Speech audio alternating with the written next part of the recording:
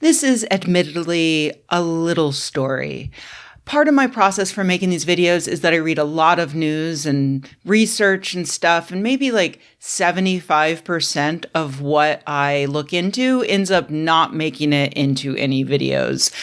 Often because of this sort of issue, like it's just not a big enough story. But honestly, I'm really getting tired of big stories. You know, we live in interesting times and it sucks. So screw it. I'm going to talk about this little story. A few days ago, a post from someone I don't follow landed on my social media feed. It was someone reposting a Guardian article headlined, "Harry Potter fans force relocation of 430 million pound undersea cable to avoid Dobby's grave," with the added comment, "For some reason, people lose all critical judgment when interpreting jokes made by infrastructure people at conferences or on a podcast. This just isn't what happened." Now, the idea of a trusted mainstream news source writing an entire article about something that did not happen because someone joked about it is catnip to me. It's Beckanip. So I immediately clicked through to read the article, bearing in mind that someone was authoritatively stating that this was all just based on a joke. The article concerns the Greenlink Interconnector, a project that connected a power cable between the national grid in Wales to Ireland, allowing more efficient sharing of energy between people separated by a channel of water.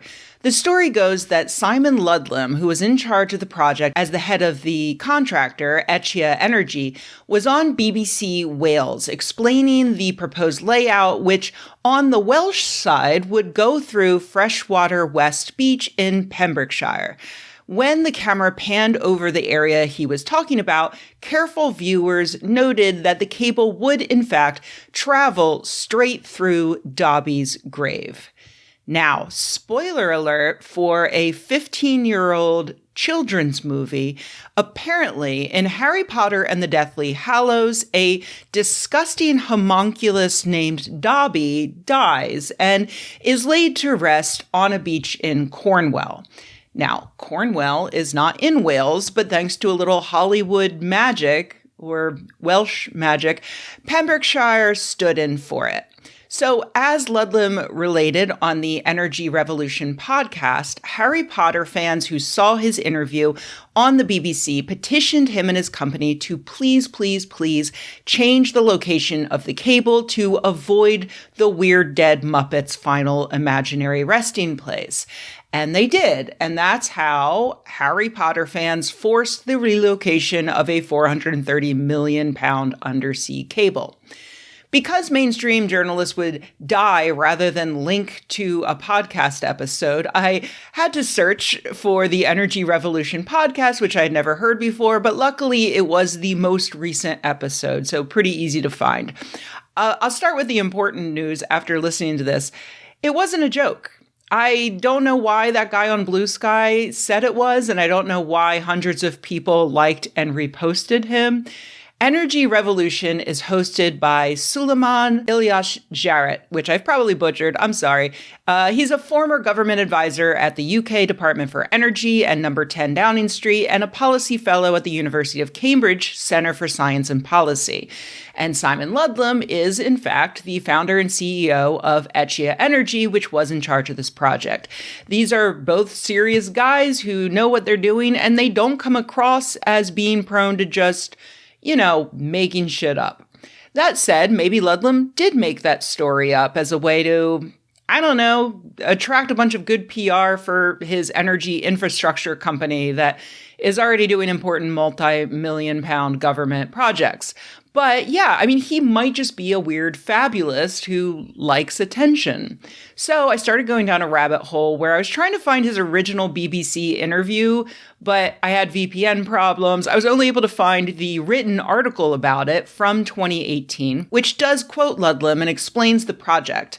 I also found a Change.org petition about protecting Dobby's grave, but that was from May of 2022, clearly in response to the National Trust that month begging fans to please stop leaving old socks on the protected beach. I guess Dobby liked socks. But that did lend credence to the fact that this is a place that's important for fans, and they are passionate enough about it to bother officials in order to protect it. Literally, while I was researching all this, the New York Times published their own take on it, which included additional verification from James O'Reilly, the chief executive of Greenlink, who seems to confirm that Dobby's grave, along with the natural layout of the beach and dunes, determined the final positioning of the cable. So yeah, it probably happened. Hi, post-production Rebecca here. Literally, as I was waiting for this video to render, another post dropped onto my social media feed insisting that this story is false. That post links to a newsletter called Today in Tabs, which in turn cites a random Reddit poster, always a good sign, who says it's not real because, and I'll quote, "This happened years ago. The consultation was in 2018. The cable was laid starting in 2022. It was tested at the end of 2024, and it's been in use since the start of 2025. Yes, that timeline matches with what Lulham said. It was mostly settled in 2018, which is why the BBC contacted him then to air a piece about it. And then they adjusted things prior to the cable being laid in 2022. This is not evidence against it happening. This is literally the timeline that Lulham says happened. The cable wasn't dug into the top of the beach. It was drilled horizontally underground. Point 7 here. This has evidently been the case since at least October 2018, and from what I can tell, the route under the beach did not change between then and October 2021 when it was finalized." Yes, at landfall, the cable was drilled horizontally to avoid disturbing the beach with trenches. The point, which Lulham says quite clearly in the podcast, is that the grave was where the cable was meant to come up and out of the ground. That is what they changed. Here's the sea. The cable's all underground. It goes up through this HDD, up into the dunes, and then right at the top of the dune there, it then exits and then goes into the roads, and off we go. And then the newsletter quotes another guy who had nothing to do with this project. "Thank you, but I will continue to just believe the guys who actually did the project, not people who couldn't even be bothered to listen to the podcast." Okay, back to the video. Why do so many people want to believe otherwise? Personally, I think that people were thrown by the headline saying that it's a 430 million pound cable that had to be relocated. We live in a cynical world that often prioritizes large corporations over people. They destroy our land and resources and they don't care. Why would someone running a $500 million project give a shit about a made-up children's story? But that's kind of Lulham's point in that interview, which I will now finally play for you. Each project has its own challenges, and they're all challenging, but some of them can be actually almost sort of mythical. And on this particular case, on Greenlink, which is another interconnector from Pembroke going across to Wexford, just north of Cork, we made landfall at Freshwater West, which is a beautiful beach on the Pembrokeshire coast. And once we'd agreed with all the authorities, with all the landowners and the people who own the beach, the local residents, how we'd make landfall, I remember BBC Wales said, "Could you come down and just do a quick thing?" And so we stood on the beach and I explained that here's the sea, the cable's all underground, it goes up through this HDD, up into the dunes, and then right at the top of the dune there, it then exits and then goes into the roads, and off we go. And I explained it in sort of great graphic detail. We did the shot, we finished, I went back to London, and they then aired it, I guess, a couple of weeks later. And we got hundreds of calls. I mean, hundreds of calls. My colleague Tom, who works in all the sort of permitting, said, "Simon, we're going to have to respond to these calls." And I said, "Well, Tom, I'm super busy." And he goes, no, we really have to respond to this. I said, "Well, Tom, what are they on about?" And they said, "Well, look, apparently we're going to go straight through Dobby's grave." And I said, "Dobby? Who's Dobby?" And they said, "Dobby." I said, "Well, Dobby? I don't know Dobby." And said, "Well, Dobby in Harry Potter. You pointed out very clearly where his grave was and that the cable's going to go directly through it." And I said, "Well, he's a fictitious character in a fictitious book. The whole thing's fictitious. What are you talking about?" "No," he said, "it's very, very serious." And it was serious. It was serious. And so we got back with the planners and we discussed exactly how to reroute the cable so we wouldn't go anywhere into Dobby's grave. actually, we went quite close to some real Bronze Age remains. But we avoided Dobby's grave. A lot of people were very happy about that. Yep. And the project's now going, and Dobby's happy. Harry Potter almost sunk a multi-million pound interconnector project. I think you've got to be flexible, agile, and thoughtful. And sometimes, you know what? A 10-year-old girl, she's right. Ludlam had never heard of Dobby before, but he and his partner listened to people who cared very deeply about it, including, and probably especially, children.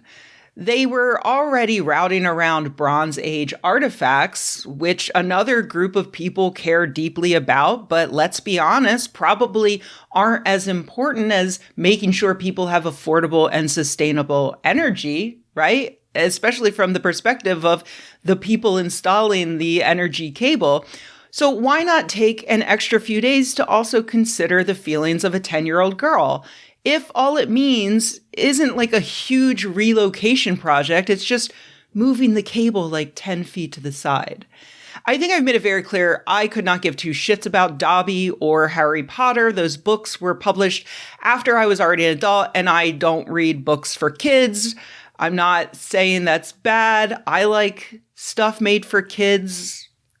It's fine. But also I need to point out that I think it's unethical to monetarily support the author of those books these days, who, as we all know, is a hateful ghoul whose transphobia has turned her brains into pudding. But these stories resonated with kids and with their parents and with adults, and they're having fun paying tribute to that. I think it's actually very sweet that these guys listened and put in a tiny bit of effort to respond. And it makes me feel good that Ludlam is sharing this story as an example of how they view their projects by thinking about how their work affects the people around that work and trying to be compassionate about those people's feelings, even if they can't necessarily relate to them. If more people thought that way, we would have fewer construction projects disrupting indigenous people's heritage sites, for example. Mount Rushmore would still look like a cool mountain. All that said, I do agree with the National Trust. People should respect the actual habitat where the grave sits. No one wants to pull an old sock out of the throat of a choking seabird. And of course, it really can't be said enough, but fuck J.K. Rowling, that bigoted old hag.